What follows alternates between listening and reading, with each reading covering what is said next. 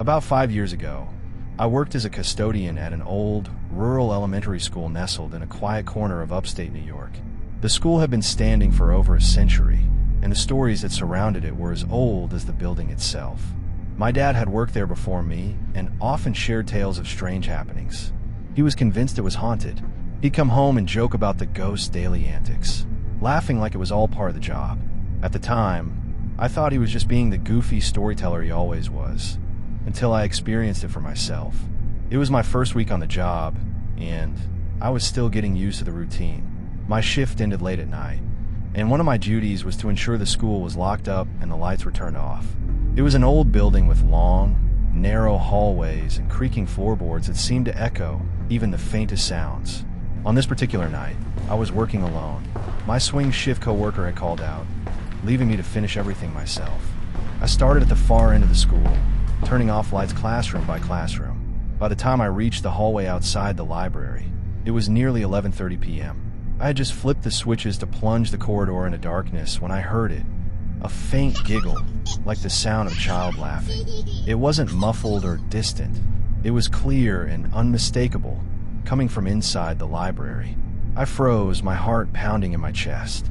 The giggle came again, soft but deliberate, as if the source knew I was there. The hairs on my arm stood on end, and my instinct screamed at me to get out.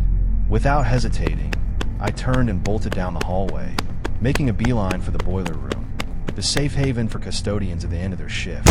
Bursting through the door, I found myself gasping for air, my adrenaline still pumping. I told my coworker what had happened, my words tumbling over each other in a frantic rush.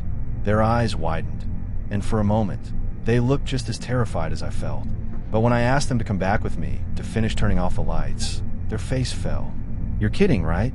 they said, incredulous. "No, we have to turn those lights off," I insisted. Leaving the lights on was out of the question. It was a cardinal rule of the job, and we'd both be in trouble if we didn't follow through. After some convincing and the looming threat of a reprimand, they begrudgingly agreed to accompany me. They stayed close behind, their flashlight shaking slightly in their hand. We approached the hallway near the library cautiously, my coworker whispering nervously under their breath.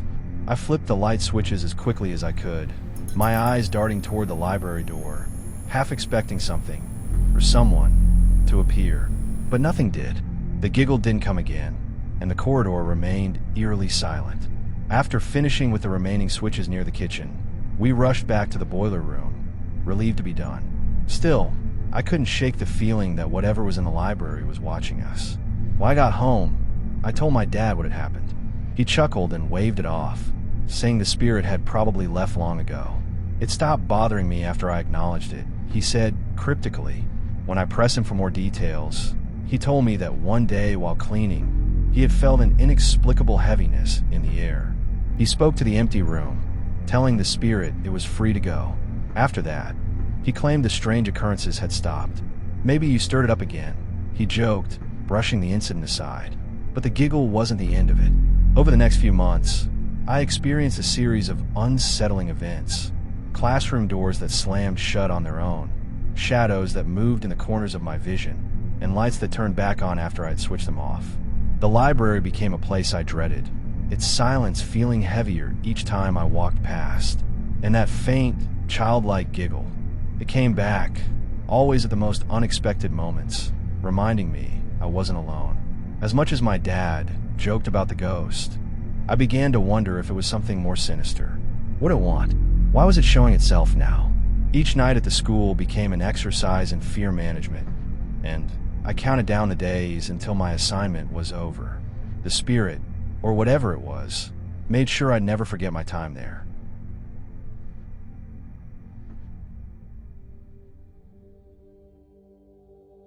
A few years ago, I started working in a new school, a place dedicated to teaching kids with behavioral special needs. The building itself had an eerie reputation, steeped in local folklore. It was an incredibly old school situated in a small town, and right across the street was the town library, which had its own haunted history. The school's legends were deeply ingrained in the town's culture. The tales spoke of a janitor who had hanged himself in the third-floor closet, 3 young girls who had jumped to their death from the same floor, and a nun who had been murdered somewhere on campus. As for the library across the street, it was said to have been the site of town hangings back in the day. While the stories about the library were backed by historical records, the school's tales didn't have any hard evidence to support them. Nevertheless, they persisted, and those who spent time in the school often shared strange experiences that seemed to align with the legends. Growing up in the town, I heard these tales frequently. My best friend's mom worked at the school, and she would occasionally tell us about some of the odd things she experienced there. One of the most chilling stories she shared was about the light in the third-floor janitor's closet. Every evening, the staff would make sure to shut off all the lights before leaving, but no matter what, the light in that particular closet was always on the next morning. It became such a common occurrence that the staff stopped questioning it. She also told me about something she witnessed one evening while walking around the school grounds for exercise. As she approached the tree line, she saw a figure, a woman dressed in what appeared to be a nun's habit. She couldn't see the woman's face, but the markings on her clothing were unmistakable. Panicked, she quickly walked to her car and left. She never saw the figure again. When I started working at the school, I carried these stories in the back of my mind. I had my own brush with the supernatural not long after I started working there.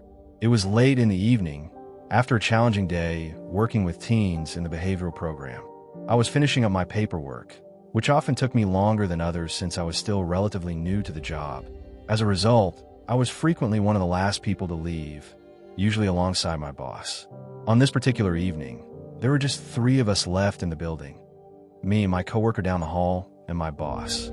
All of us were on the 3rd floor, which housed the behavioral classrooms. I'd accumulated a few questions throughout the day, so I decided to pack up and head to my boss's office to ask them. As I was closing up my bag, I saw a woman walk past my classroom, heading down the hallway toward the end.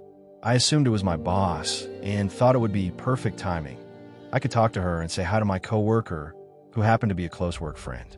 I shut off the lights, locked up my classroom, and stepped into the hallway. To my surprise, the hallway was silent.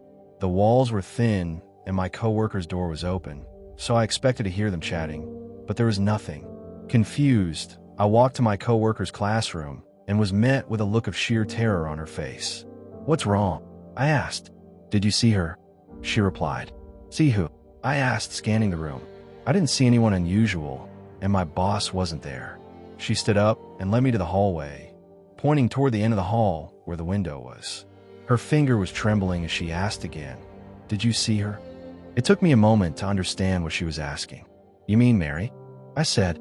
"Yes, I saw her walk this way toward you, but I didn't see her leave." Her face paled as she said, "That wasn't Mary." I stared at her, confused, as she continued. "It was a young girl, a teen. She walked past my room, and as I ran out to see if it was a lost student, she went through the window." I rushed to the window, trying to open it. It didn't make any sense. This was a behavioral school, and all the windows were nailed shut. There was no way anyone could have gone out of that window. My coworker was frantic, and I was too stunned to process what had just happened. We hurried to grab her things and left the building without even saying goodbye to our boss. The entire drive home, I kept replaying the moment in my head, trying to make sense of what I'd seen.